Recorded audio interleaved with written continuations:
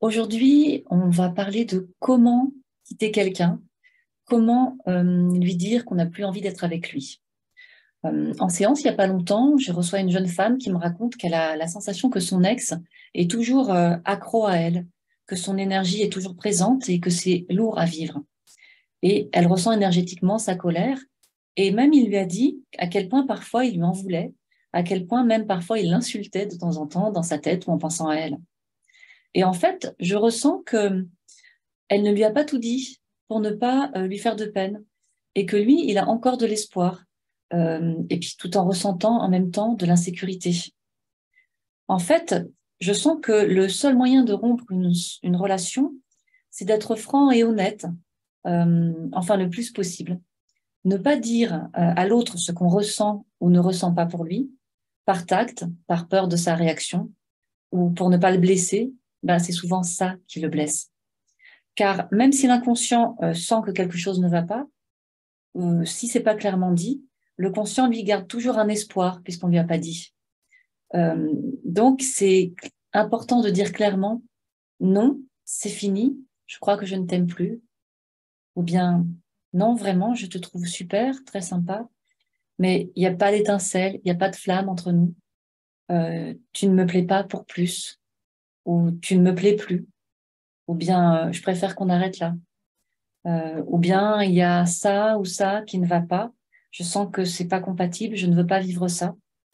Je ne pourrais pas passer outre ça. Et là, l'autre personne qui entend ces mots, pour lui, c'est clair. Il cesse d'espérer que peut-être ça peut se faire. Il comprend que c'est fini ou bien que ça ne commencera pas. Alors, bien sûr, évidemment que ça doit être dit avec tact, tout ça, mais ça doit être dit clairement, honnêtement.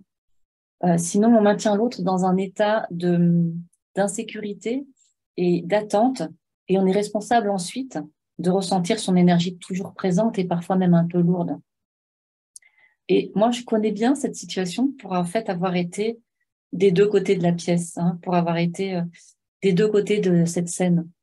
Euh, j'ai cru en des relations parfois, tout en me sentant en insécurité totale, parce que je sentais bien que cet homme ou ces hommes n'étaient pas vraiment amoureux, mais comme ils ne savaient pas le dire, pour ne pas me blesser, et ben moi, c'est ça qui me blessait justement.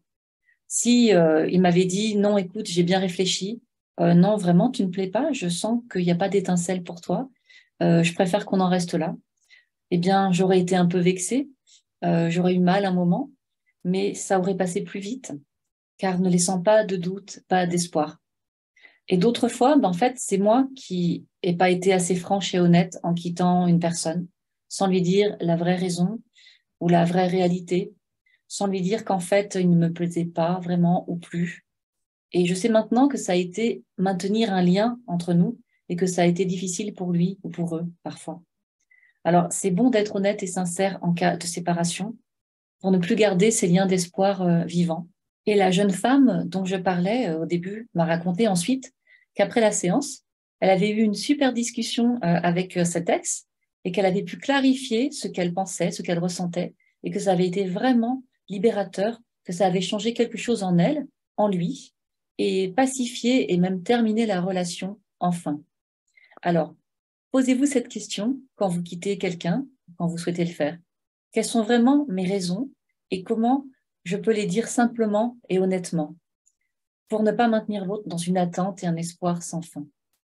Et si vous êtes de ce côté de la situation, du côté de la personne qui attend ou qui a de l'espoir, tout en sentant qu'il y a quelque chose qui ne va pas, eh bien, allez au feu, posez les questions, aidez l'autre à dire ce qu'il ressent vraiment, en lui expliquant ce que vous ressentez et en lui disant que vous préférez savoir, même si ça peut faire mal sur le moment.